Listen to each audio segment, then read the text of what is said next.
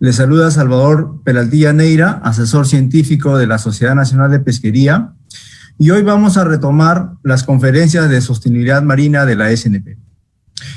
Voy a ser de moderador en esta conferencia sobre los aspectos reproductivos de las principales especies pesqueras del mar peruano. Y para dar inicio al programa, tenemos primero las palabras de la presidenta de la Sociedad Nacional de Pesquería, la doctora Cayetana Arjovín Gazali. Adelante, doctora. Gracias, Salvador. Muy buenos días con todos y con todas.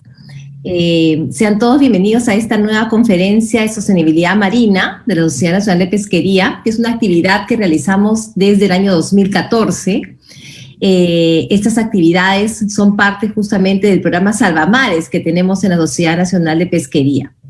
El programa Salvamares es la primera iniciativa de un gremio privado a nivel mundial que tiene por objetivo cuidar el ecosistema marino y determinar la interacción de la flota pesquera con la diversidad de especies marinas, buscando la sostenibilidad de los recursos, y también nos involucramos en la recolección y organización de una gran base de datos del ecosistema marino a través de las embarcaciones pesqueras, para así contribuir con conocimientos científicos para un mejor manejo pesquero.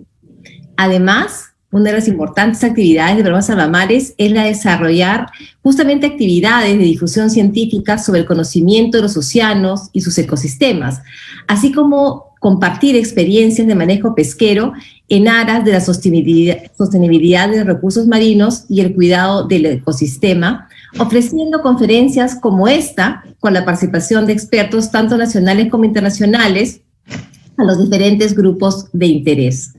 En esta oportunidad estamos muy contentos de tener la presencia del especialista en aspectos reproductivos, el biólogo Miguel Ángel Perea del IMARPE, investigador del IMARPE, quien nos brindará sus conocimientos sobre los avances en la investigación que viene realizando sobre los aspectos reproductivos de las principales especies pesqueras. Miguel Ángel, hemos trabajado justamente en el libro que hace poco hemos podido publicar, el libro Ser del Mar. Es un biólogo muy reconocido y la verdad es que nos complace muchísimo tenerte en esta conferencia, Miguel Ángel, y un agradecimiento por compartir tus investigaciones, tus conocimientos en aras de la difusión del conocimiento científico que beneficia justamente a la sostenibilidad del mar peruano. Miguel Ángel, cuando quieras tienes uso de la palabra. Muchas gracias, Cayetana. Bueno, tus palabras me alientan muchísimo, pero quizá voy a empezar contando el hecho de que este conocimiento que hoy tenemos acerca del tema reproductivo de los recursos es un conocimiento que forma parte de un equipo de personas, ¿no?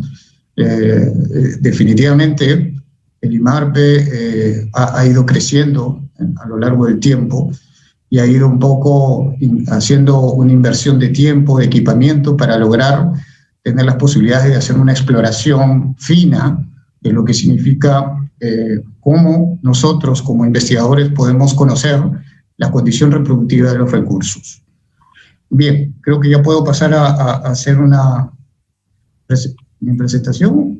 Muchísimo conocimiento detrás de esto y en pocos minutos es un poco complicado mostrarlas, ¿no? Pero voy a intentar poner en valor las ideas fuerza que finalmente son las que nos alientan y nos dicen por dónde tenemos que ir pensando en sostenibilidad.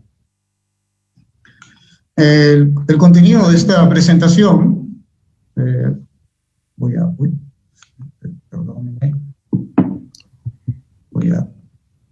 a ver si puedo poner aquí un puntero. Okay.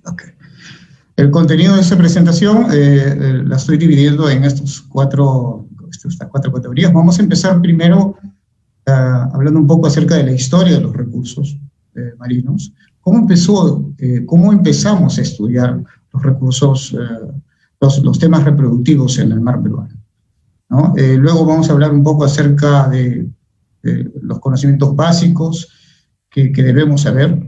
y que son, digamos, los pilares de lo que un poco en un segundo nivel llamamos ecología reproductiva. O sea, es decir, ¿qué debemos saber para entender todos estos procesos?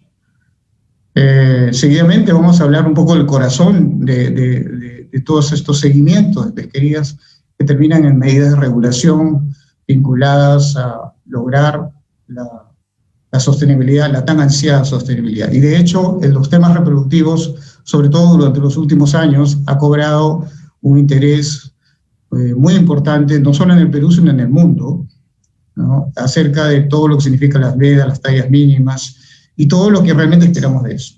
Finalmente, como todo campo científico, siempre tenemos desafíos, tanto de corto y de largo plazo, y aquí también, sin duda, tenemos grandes desafíos que aspiramos en los próximos 15, 20 años respecto a estos temas reproductivos. Bueno, vamos a mirar un poco la línea del tiempo, así le llamamos, para entender un poco cómo empezó esto. En realidad, antes del IMARPE, existía solamente la Compañía Administradora del Guano, es decir, todos sabemos de alguna manera cómo es la historia del guano en el Perú. Cuando empezó la pesquería, o cuando ya se comenzó a visorar la riqueza del mar peruano, el IMARPE aún no existía y se formó un IREMAR en los años 60, que era el Instituto de Recursos Marinos.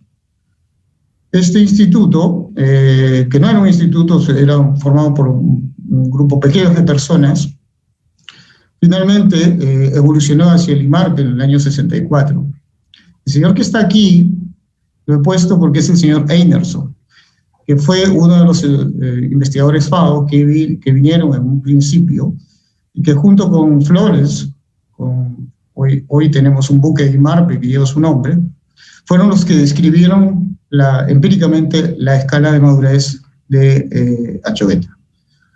Pasó el tiempo, pasaron mucho tiempo, y se fueron adoptando en estos tiempos solo dos escalas empíricas. Una que no le he puesto aquí, pero es la escala de Johansen. Más adelante voy a hablar un poquito de eso. Y en los años 70, en los finales de los 70, apareció el señor Víctor Hugo Alarcón, que fue el que encargado de desarrollar un área que se llamaba histología en el instituto, y que luego evolucionó a lo que hoy es biología reproductiva, con algunas sedes regionales también. Entonces, esta evolución en el tiempo es bueno conocerla, porque el conocimiento del proceso reproductivo de los recursos empezó desde a estas épocas. Lógicamente que en estas épocas no se hacía lo que hoy estamos haciendo en IMARPE. Hoy ya tenemos un equipamiento, un equipo de trabajo, protocolos y una serie de cosas que lógicamente en estos tiempos no existían. Y voy a hablar un poco también sobre lo que creo que ha sido muy importante durante los últimos años, que son la validación de las escalas de madurez y su importancia. Bueno, para poner un poquito en contexto, este es un slide que muchos investigadores lo usan. Me he tomado el atrevimiento de utilizarlo también. El señor Thomas Huxley era un biólogo marino que en los años 83 hablaba acerca de los recursos en aquella época, y él decía pues que eran inagotables, ¿no? Que en realidad que era inútil, ¿para qué vamos a regular? ¿Para qué si estas pesquerías van a perdurar por siempre? Bueno, ha pasado el tiempo y ya nos hemos dado cuenta que el señor Huxley estaba muy equivocado, porque efectivamente eso no es cierto, y los recursos son agotables, y si no son regulados, pues simplemente la pesquería puede colapsar. Esta es una figura muy conocida que pertenece al último informe de Sofía de la FAO, y lo que quiero mostrar es algo que ustedes probablemente muchos ya conocen, y es que en realidad las pesquerías no están creciendo como sí está creciendo la acuicultura, de la cual no voy a hablar, Y esto de acá es un poco el contexto de todos estos esfuerzos reproductivos. ¿A dónde vamos con todo esto? Queremos sostenibilidad, queremos que esto permanezca en el tiempo y si se puede recuperar, como ha ocurrido durante los últimos años, los últimos 2 años hemos tenido una pequeña recuperación de los stocks, bueno, a buena hora, ¿no? Quiere decir que si manejamos responsable y técnicamente las poblaciones, uno de esos aspectos son los aspectos reproductivos, seguramente podríamos tener esto en el tiempo más sosteniblemente. Bueno, y vamos un poco al tema reproductivo. Bueno, aquí hay mucho conocimiento, del cual no voy a hablar mucho, solo quiero mostrarles lo siguiente. Todas estas cajas que están aquí, desde los adultos, los huevos, las larvas en sus diferentes estados y finalmente los reclutas, representa un poco el esquema de lo que nosotros queremos. Queremos que el recurso se renueve, que perdure en el tiempo. Y eso significa necesitamos reclutas o individuos juveniles, ¿no? Pero para que esto ocurra, para que se renueve la población, tiene que haber procesos reproductivos exitosos. Y eso es la motivación de todo este esfuerzo que se viene haciendo desde hace mucho.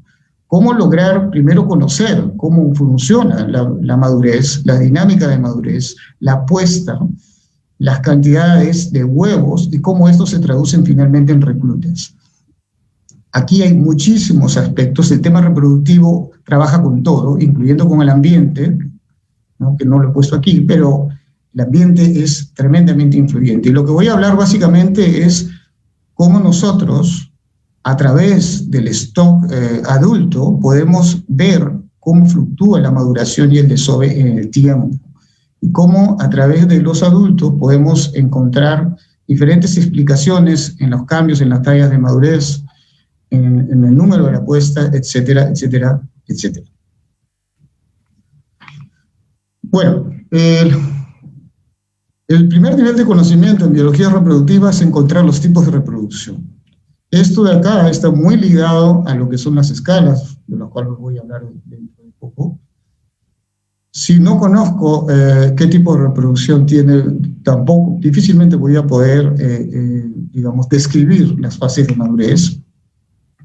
El conocimiento básico en un primer nivel también nos obliga a entender y a calcular lo que se llama el potencial reproductivo, es decir, la fecundidad de los recursos, cualquiera que sea.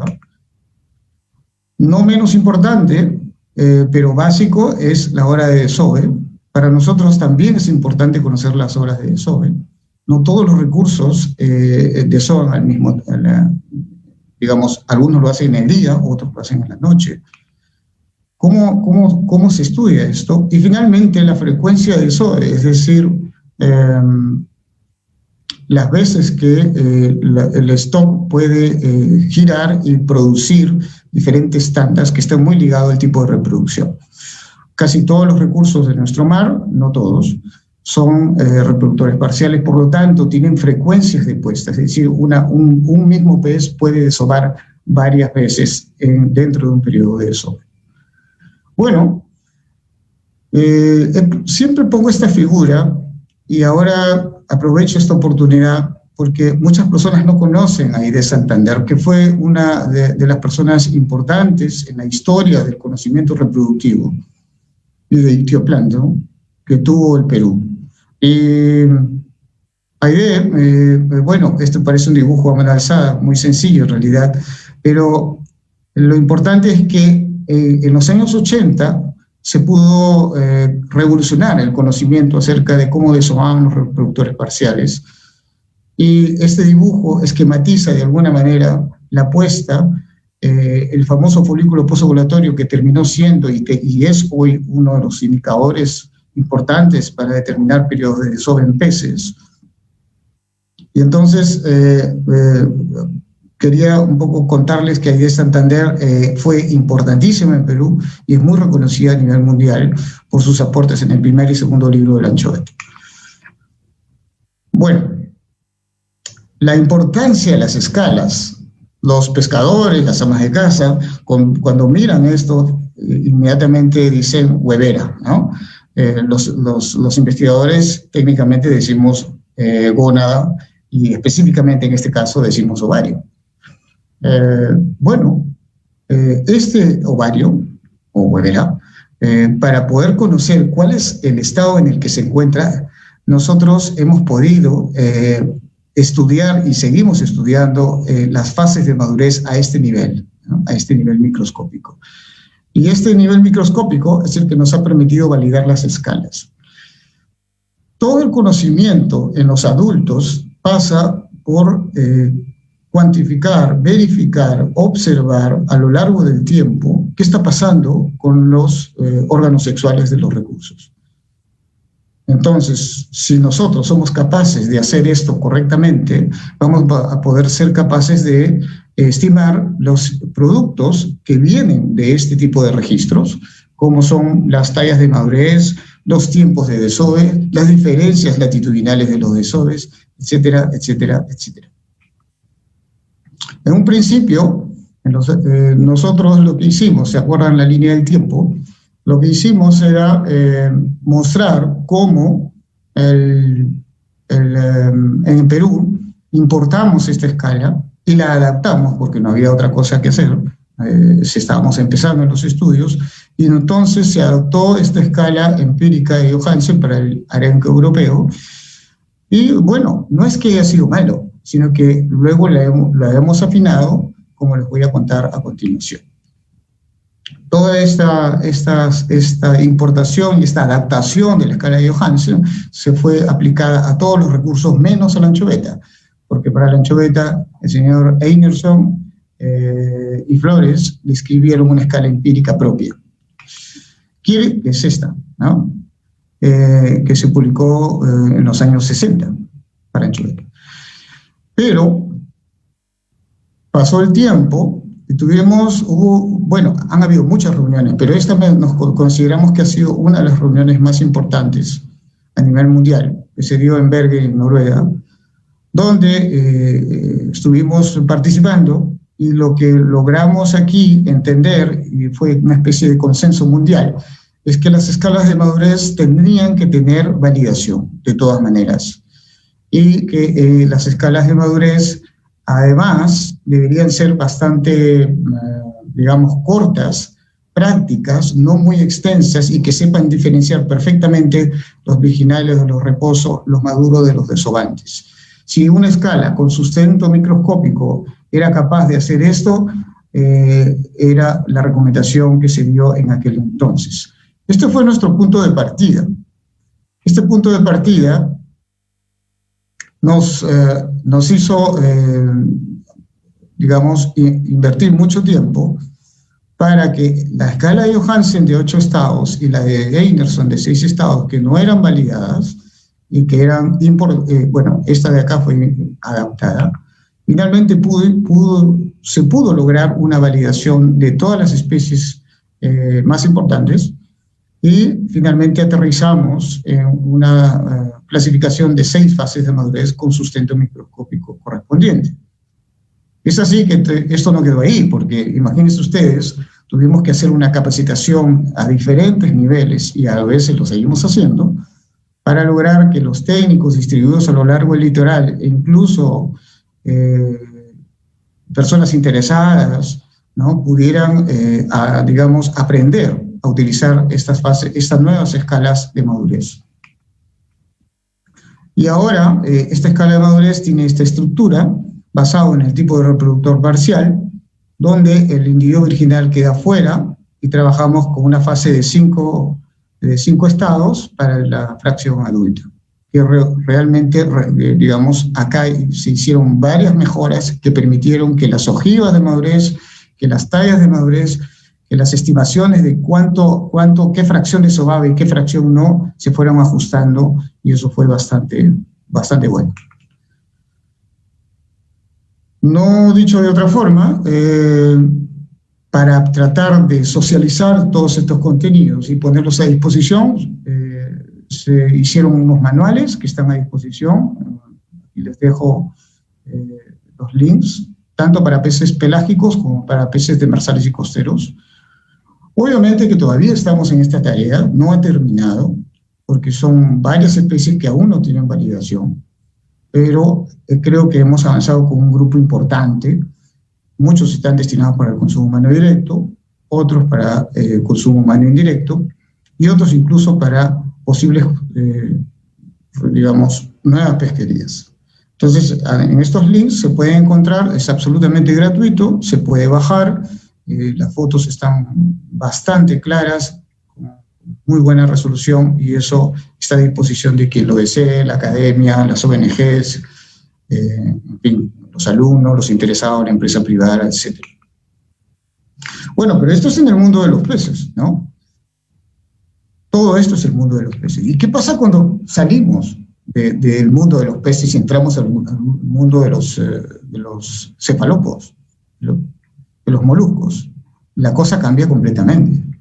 Y entonces, acá, dada la similaridad de los cefalópodos, tuvimos que hacer también una revisión donde, en el caso de los cefalópodos, la asignación de la fase de madurez se complejiza porque, no solamente porque, bueno, tienen un tipo de células muy particular, como ustedes pueden ver aquí, ¿no? No es una falla de la fotografía, así son las células de los cefalópodos, cualquiera que sea, así sea un pulpo, tienen estas formas curiosas, pero sino porque además los cefalópodos tienen glándulas anexas que también forman parte de la descripción de la fase de madurez. De manera que esto también es un tema que venimos desarrollando. En el caso de Pota, nuestra principal pesquería artesanal, después de la anchoveta, por supuesto, la Pota es la pesquería más importante que tenemos. Bueno, ya tiene su propia escala de madurez, no hace mucho tiempo, pero ya ha sido publicada. Igualmente para el tema de los machos. ¿Y qué pasa cuando vamos a los bivalvos? Ese es el otro tema, ¿no? Entonces, nuestra diversidad es inmensa, y cuando vamos a los moluscos bivalvos, las estructuras gonádicas cambian absoluta y completamente. Entonces, aquí, por ejemplo, lo que podemos observar es algo que no tiene ninguna relación ni con los cefalópodos, a pesar de que son moluscos, ni mucho menos con los peces. Entonces, todo lo que hacemos aquí es validar como una observación en fresco, pero sobre la base de un estudio microscópico correcto. Y así es que podemos estudiar y podemos conocer, por ejemplo, este recurso que es la navajuela, que es un recurso que pescamos muy cerca aquí en Samanco. Hay toda una pesquería muy bien montada sobre esto, también se hace en Sechura. Bueno, por citar un ejemplo, porque la estructura de muchos bivalvos es muy parecida a lo que ustedes pueden ver aquí. Entonces, el tema reproductivo también es complejo, ¿no? Y tiene estas cosas muy particulares que hay que saber ponerlas en valor. Siguiendo con los conocimientos reproductivos, en el caso de peces, se estiman las fecundidades. La fecundidad es cuántas de estas células sexuales son expulsadas. Y esto está tiene mucho interés por el tema de la producción de huevos. Entonces, fíjese que para la misma especie, las fecundidades cambian a lo largo de los años, no es la misma. Cambia con la talla, pero también cambia dependiendo de las condiciones del ambiente. Ese es el nivel de variabilidad que encontramos, ¿no? Este es el caso, por ejemplo, de la anchoveta. Si vamos a estimar fecundidades en Pota, la situación cambia, podemos hacer fecundidades muy potenciales con elevadísimos números de puestas relacionados con su peso y con su talla, que dista bastante del tema de peces. Pero bueno, todos este tipo de estimaciones nos ayudan mucho a los científicos a poder entender dónde y en qué lugar se produce la mayor cantidad de puesta, y el efecto talla, que es una de las cosas importantes a la hora de hacer estimaciones.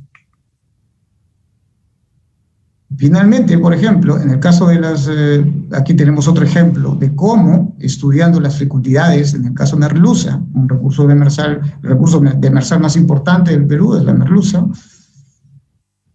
a través de la fecundidad nosotros podemos estimar quiénes son los responsables de la puesta. Con este color medio fucsia podemos encontrar a las hembras activas. Estas son las hembras totales. Con las hembras activas, utilizando las escalas validadas, podemos discriminar las hembras totales de las hembras activas y con el modelo que estimamos de fecundidades para merluza podemos estimar los tamaños, dónde está la mayor representatividad de la puesta de merluza. Como vemos, a veces los individuos no tan grandes terminan siendo los responsables de la renovación en términos de número. Sin embargo, este es otro tema, los individuos más longevos, si bien es cierto, no llegan por el número que tienen a tener una gran cantidad de puestas, sin embargo, el tema de la calidad de sus huevos puede ser importante a la hora de renovar eficientemente a la población.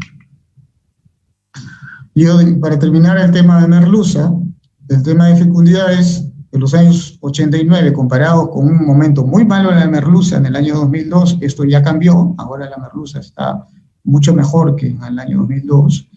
Lo que quería mostrarles era qué importante es el efecto talla y qué importantes son los megadesobadores, es decir, mantener individuos grandes en la población.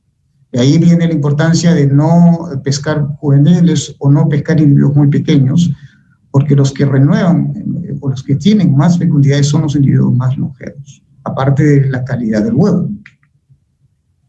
Y en el caso de las fecundidades en bivalvos, bueno, aquí hay también una particularidad dependiendo del bivalvo. Cuando se trata de los pectínidos, las famosas conchas de abanico que todos conocemos, bueno, los eventos cálidos suelen tener un impacto positivo en su fecundidad y en su crecimiento. Y eso para este recurso, pero para otros bivalvos no. Dependiendo entonces del tipo de bivalvo, la fecundidad puede ser afectada o no. Vamos con el otro conocimiento básico, que es la hora de desove. No todos los recursos desovan a la misma hora. La anchoveta lo hace alrededor de las 22, 23 horas y lo hace de manera violenta, ¿no? Toma 2 o 3 horas y de allí simplemente el ovario queda bastante flácido y con células totalmente expulsadas. Eso no pasa con merluza, por ejemplo, que no lo he colocado por tiempo, pero hay momentos donde los demersales normalmente desovan al amanecer, ¿no? Y lo hacen de manera mucho más prolongada. Entonces, si vemos esta figura de aquí, que son los que indican el desove por la presencia de los hidratados más los folículos posovulatorios, quizá estos términos no son muy comunes, simplemente les digo que si ustedes observan, los mayores valores son alcanzados a las 22, 23 horas, ¿no? Que es la hora de desove de la anchoveta. Entonces la pregunta ahí, un poco para todos, es ¿qué va a pasar? ¿A qué hora desovará un lenguado? ¿A qué hora desovará un pejerrey? ¿A qué hora desovará una chita? Bueno, eso no lo hemos estudiado, así que hay bastante por hacer. En el segundo nivel de conocimiento viene el tema del comportamiento reproductivo, y aquí vienen los índices. Este es como el segundo nivel. Si yo tengo bien claro mi escala, sé discriminar perfectamente, entonces soy capaz de hacer estimaciones correctas de índices reproductivos. El tema reproductivo está muy relacionado al ambiente, y por ahí voy a mostrar un ejemplo, cómo el ambiente influye y hace que los recursos puedan cambiar la estrategia reproductiva. Incluso a nivel de largo plazo, puedo detectar los grandes cambios del comportamiento reproductivo, aparte de su propia estacionalidad. Los cambios en el inicio de la madurez es algo muy importante y que hoy se toma en cuenta para ver de alguna manera si hay un impacto de sobrepesca o si hay un impacto, ahora que estamos en temas de cambio climático, si tenemos maduración temprana, si tenemos juvenilización. El tema de los primeros estados de vida no lo voy a tocar, pero forma parte de la ecología reproductiva. Esto involucra todo lo que es producción secundaria, que es todo un mundo la producción secundaria. Y finalmente el efecto maternal, que tampoco voy a colocar por tiempo, pero que ya hemos hecho una investigación muy, muy simpática y hemos podido demostrar, bueno, no solo aquí, ¿no? Hay en otros países también. El efecto maternal es real, es decir, las hembras más grandes producen células más grandes y por lo tanto el reclutamiento es mejor. Entonces, por el lado de la fecundidad y por el lado del tamaño de las células, el efecto maternal influye, por lo tanto es mejor tener individuos más grandes en la población. Cuando tenemos los índices reproductivos, hay muchos. Aquí, por ejemplo, simplemente el índice guanosomático y lo veo en el tiempo, soy capaz de ver la historia reproductiva de un recurso. Como vemos, estos índices reproductivos que tienen una variabilidad estacional muy marcada, como casi todos los índices reproductivos, Sin embargo, si vemos un análisis un poco más amplio, podemos ver 3 niveles del comportamiento de este índice reproductivo, ¿no? Si tengo mis escalas validadas, como las tengo para muchas especies, y la idea es continuar con ellas, soy capaz de hacer estimaciones de inicio de madurez. Este es un tema que todos hemos escuchado en la radio, en la academia, hablar sobre tallas mínimas. Las tallas mínimas están muy relacionadas a esta estimación, pero quiero decirles algo. Mira, estos puntos son los puntos reales y este es el ajuste con un modelo logístico. Hoy el tema tecnológico está disponible, tenemos scripts, tenemos muchos paquetes estadísticos que en un segundo nos pueden ajustar, pero lo que quiero decirles es que si yo no tengo los valores reales correctos, no he tomado una muestra y discriminado correctamente con una escala que me dé seguridad, ningún ajuste va a ser bueno. Quiere decir que la importancia de tener una muestra bien tomada, bien catalogada, es la condición sine qua non de cualquiera de estas estimaciones, tanto sea de primera madurez, primero desove o lo que fuese. Entonces, he ahí la importancia, fíjense ustedes, del inicio, la base del conocimiento empieza por la observación de las fluctuaciones de los órganos reproductivos. Este es un ejemplo que puse para el jurel, hay muchos, ¿no? En el jurel es una buena noticia, el de la merluza no lo he puesto, pero ahí sí tenemos unos cambios en el tiempo. Como ustedes pueden ver, estos son los valores de L50, es decir, los cambios de madurez en el tiempo, y ven que no hay mayor cambio, que no hay una tendencia clara, parece ser una especie de asíntota. Hay un más y menos, sí, pero no tiene una tendencia en el tiempo. Por lo tanto, por ejemplo, no vemos un impacto. Si esto fuese al revés, es decir, si hubiese una caída así, sí estaría preocupado, porque quiere decir que cada vez los individuos empiezan a madurar más jóvenes o a menor talla. Y eso sí es un problema, es un mal indicador, ¿no? Es como si la especie nos estuviese diciendo, para porque ya no es más. Bien, vamos al tema ambiental. Y aquí voy a hablar algo que ahora sí se usa muchísimo. Fíjense, ¿ustedes recuerdan el niño 97-98? Bueno, no sé si todos recordarán. Supongo que un grupo no tanto. Pero el niño 97-98 fue el último niño extraordinario que tuvimos. Extraordinario. ¿Y qué es lo que pasó? La anchoveta, por ejemplo, este es su patrón, y esto es lo que pasó en el niño 97-98. ¿Y qué es lo que vemos aquí? Lo que vemos aquí, acá estamos en mayo-junio del año 97, que ya se avisoraba que el comportamiento en rojo era distinto al patrón. Y normalmente el desove de anchoveta se da en los meses de agosto, septiembre. Miren cuándo se dio. Se dio prácticamente en noviembre, es decir, se desfasó. No ocurrió cuando normalmente ocurre. Luego, ustedes recordarán, en el año 98, en el verano del año 98, cuando las anomalías fueron brutales, la anchoveta simplemente dejó de desovar. No hubo pico de desove de verano, pero luego miren lo que pasó.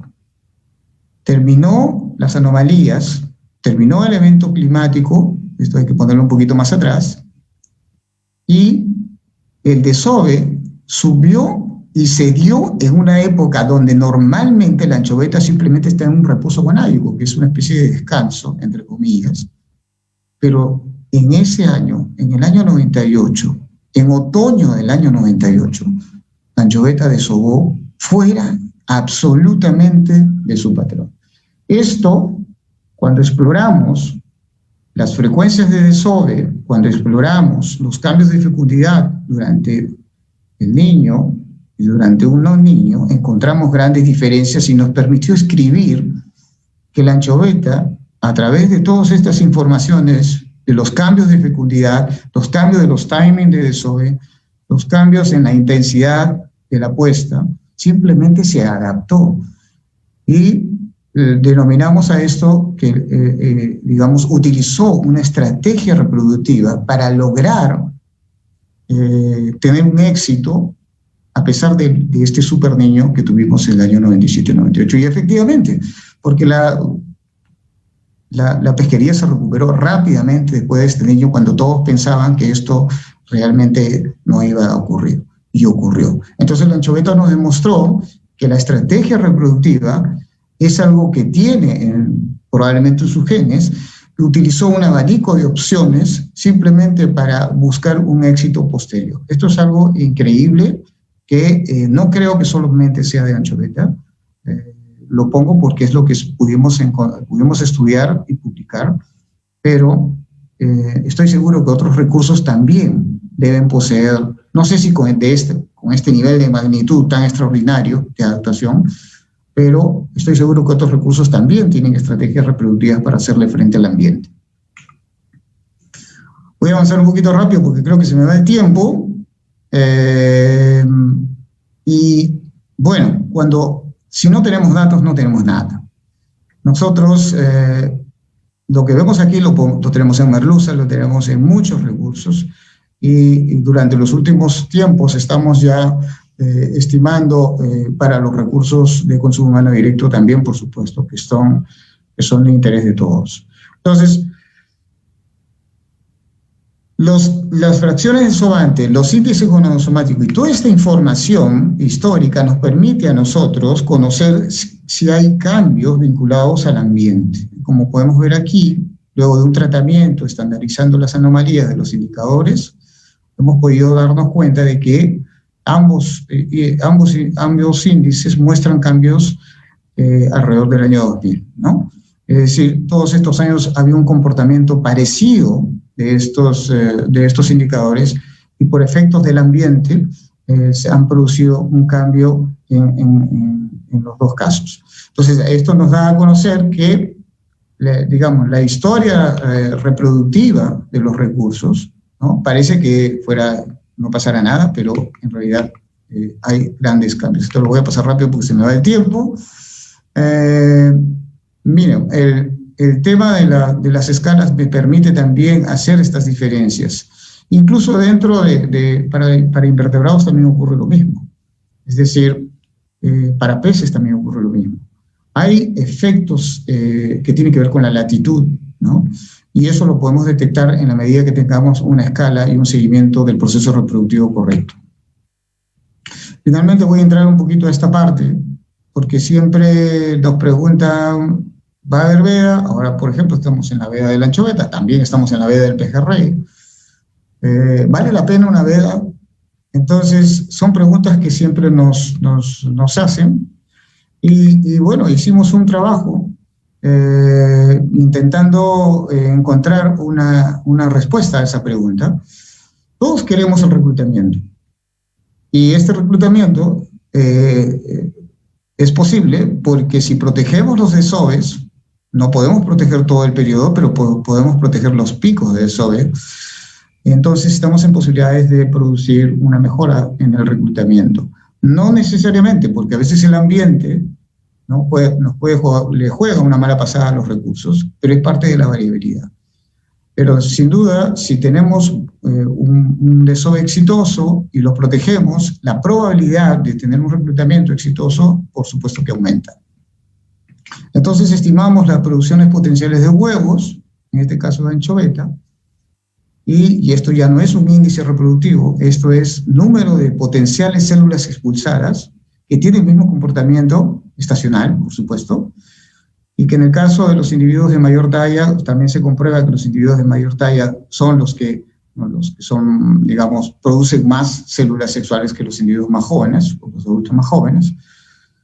Y cuando hicimos una correlación cruzada, es decir, buscando una correlación entre esa producción de huevos y los reclutas, pre-reclutas primero y reclutas, en el caso de pre-reclutas, que son los individuos menores de 8 centímetros, encontramos que sí había esta correlación significativa al cabo de 2 o 3 meses. Eso se pierde un poco en el caso de los reclutas. Entonces, ¿qué quiere decir? Que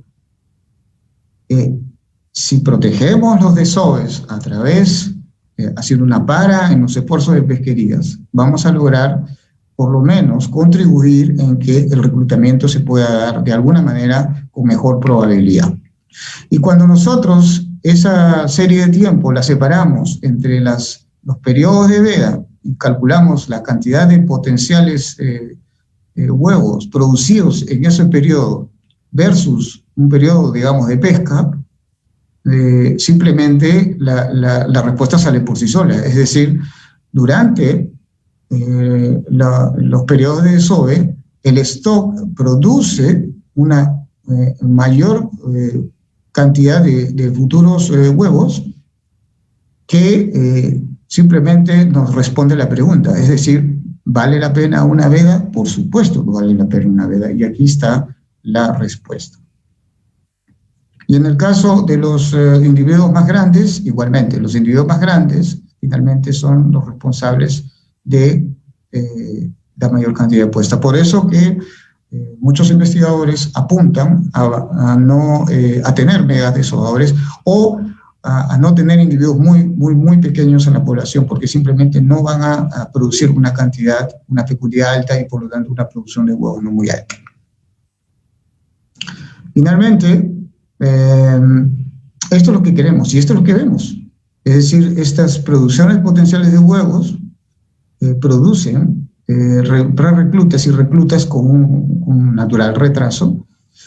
Y esta es la motivación final. Es decir, ¿cómo podemos modelizar, integrar, pronosticar cómo podrían ser mis reclutamientos a través de estos índices de mayor envergadura como la producción potencial de huevos? Ese es uno de los grandes desafíos.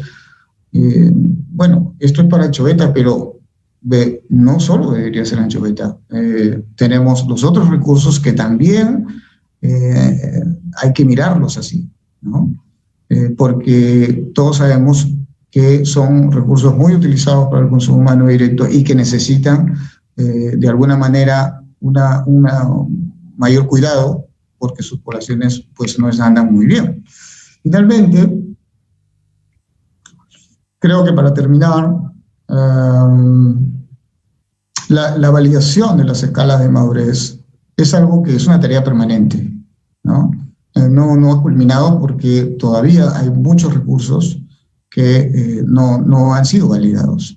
Y digamos, la utilidad de la validación no solamente es un tema técnico placebo, de hacer un paper o algo así, sino es una necesidad que nos va a permitir que las medidas de regulación estén bastante bien sólidas, ¿no? El tema de las vedas contribuye definitivamente, lo acabamos de mostrar con una pequeña figura, ¿no? En realmente vale la pena una veda. Eso es un poco el comentario. Y vale la pena porque simplemente estamos protegiendo la mayor cantidad de puesta. No quiere decir que en las épocas, en las otras épocas no hayan desove. Sí hay desove porque la mayoría de nuestros recursos son desovadores parciales. Pero si protegemos los picos, no estamos parando la pesca completamente, pero estamos permitiendo que la mayor cantidad de puestas sí se proteja. El otro tema viene a ser el tema de los individuos, de los megadesovadores. Es importante tener una fracción de la población al menos que tenga esta condición, que haga un poco el balance entre los adultos jóvenes y los más viejos. Los megadesovadores son más fecundos, hacen más número de puestas y están mucho más activos que los más jóvenes, aparte del efecto maternal que les compartí. La evolución, el monitoreo de lo que es la madurez y el proceso reproductivo es una tarea permanente.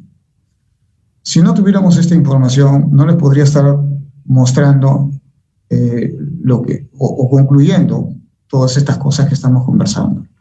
Definitivamente, con un mar tan variable como el nuestro, un mar donde la variabilidad es parte de la normalidad casi, lo que nosotros debemos hacer es fortalecer nuestros planes de monitoreo. No No es sencillo, pero porque es costoso.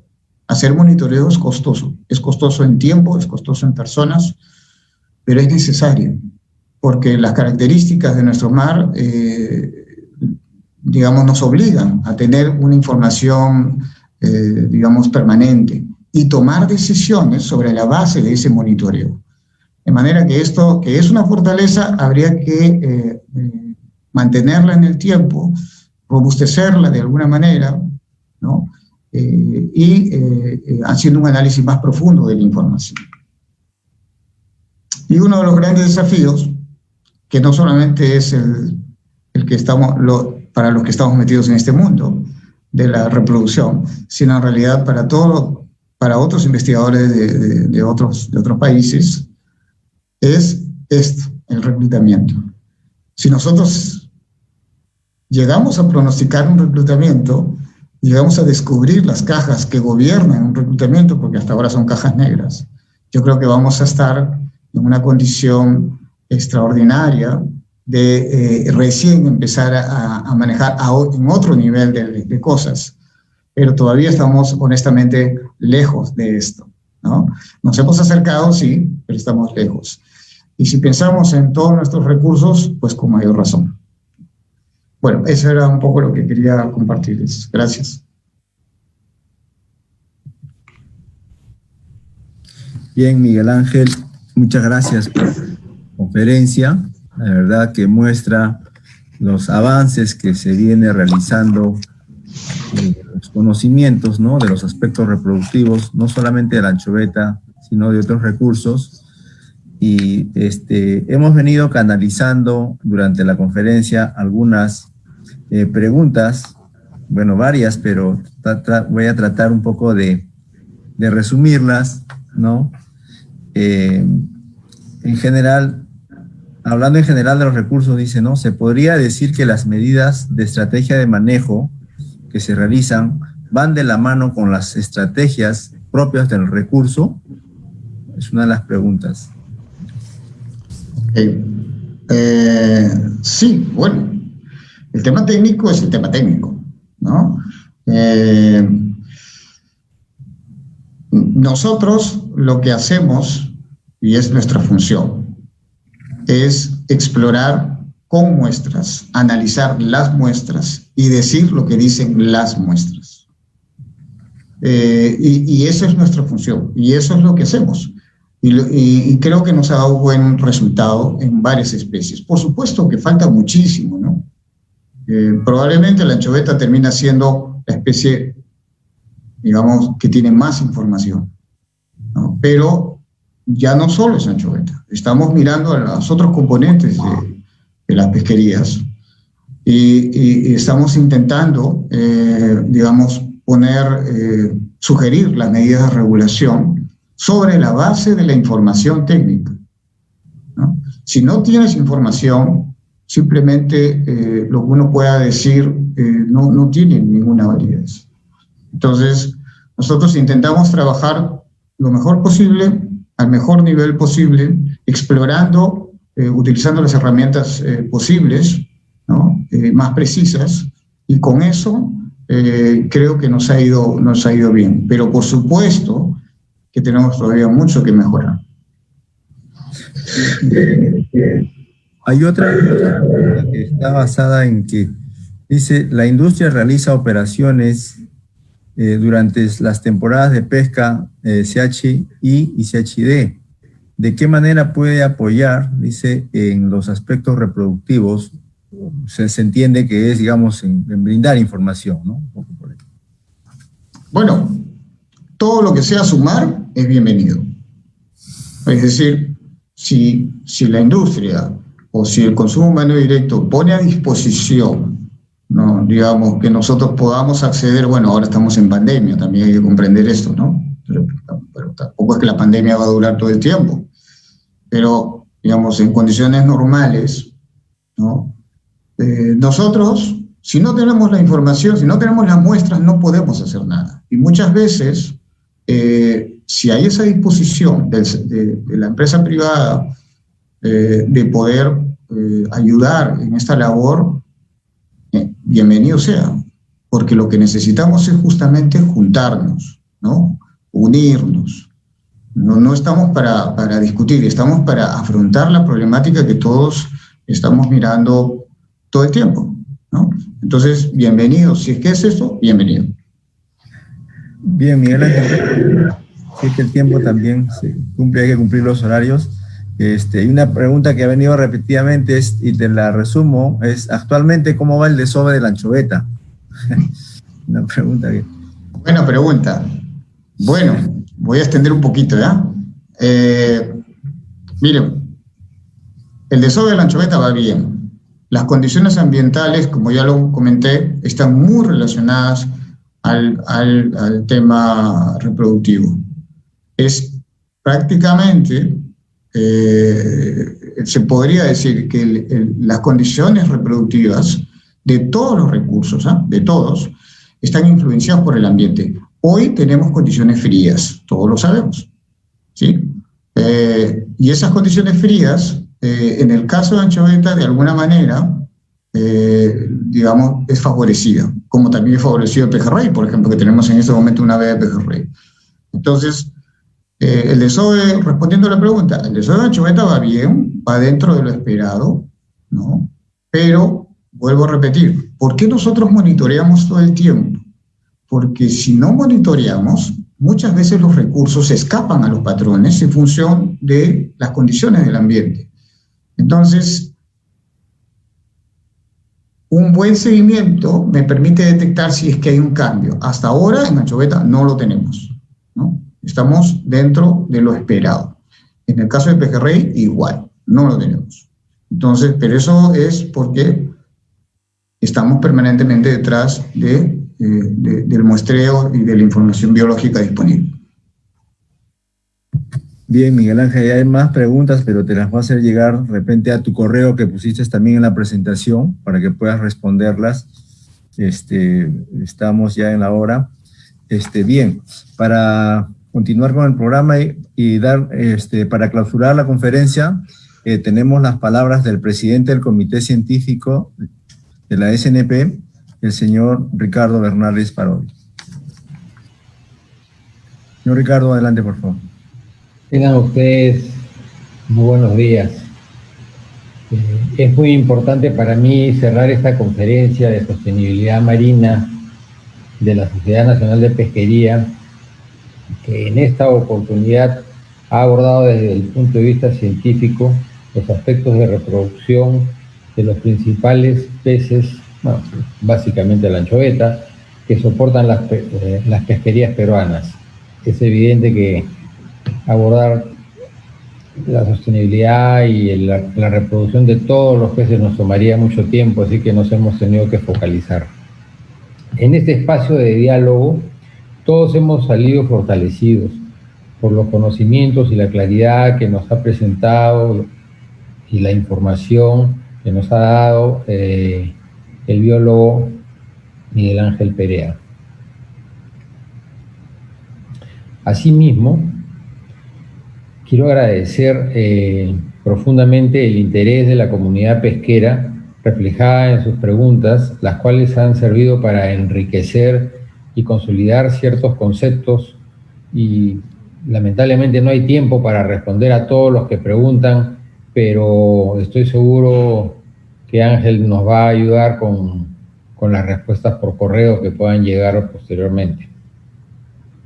Como hemos visto en esta conferencia de sostenibilidad, el gran nivel de avance científico sobre los aspectos reproductivos es una clara muestra del reconocimiento que tiene la pesquería peruana y en específico la pesquería industrial de la anchoveta, que es bueno continuar. No solamente es bueno, es necesario continuar, porque todavía no hemos llegado a dominar perfectamente, como lo ha demostrado Ángel a lo largo de su conferencia. Hay algunos puntos que tenemos que aclarar y que nos permitan predecir sobre todo, ¿no? La predicción es muy importante en este caso.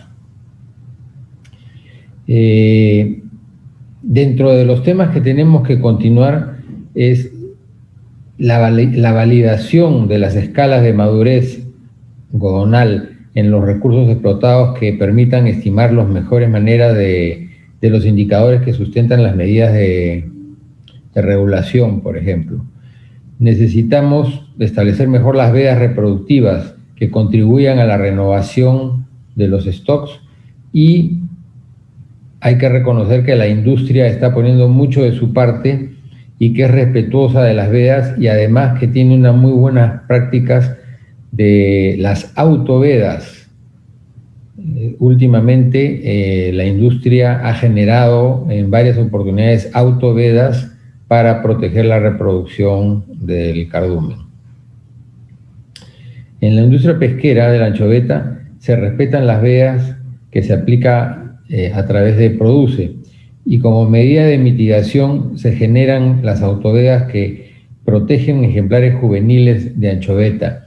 Es decir, el grupo científico de la Sociedad Nacional de Pesquería evalúa rápidamente y recomienda a las empresas, digamos, autovedar ciertas áreas grandes, como ha venido sucediendo, por ejemplo, en la zona de Pisco. O sea, no estamos hablando de autovedas pequeñas de 6 millas por 6 millas, porque no tenemos la capacidad científica nosotros de determinar cuánto millaje, pero sí zonas mucho más grandes, como áreas cercanas a puertos, en las cuales sí se ha encontrado un alto nivel de juveniles, y la autoveda de las áreas como Pisco, áreas como de Callao a Pisco, se han visto últimamente en los últimos años y ha dado muy buenos resultados.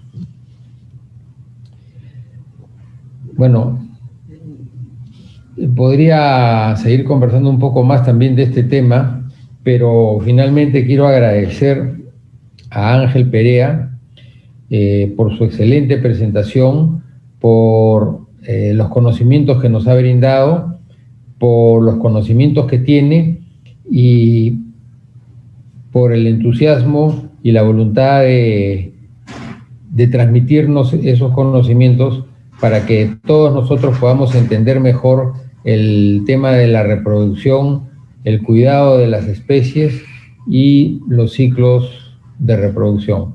Muchas gracias, Ángel. Muchas gracias, Salvador, por organizar este evento, y muchas gracias a todos